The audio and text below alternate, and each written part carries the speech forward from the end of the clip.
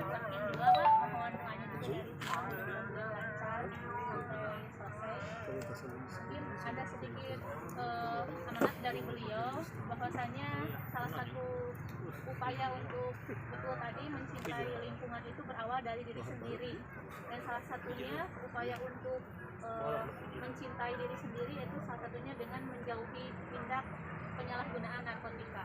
Mungkin di sini bisa sinkron Pak, kami di BNN sering menemukan kondisi-kondisi lingkungan alam yang terkontaminasi atau terpapar sampah-sampah berupa cangkang-cangkang obat batuk yang jumlahnya cukup banyak, yang disebar, minum gitu.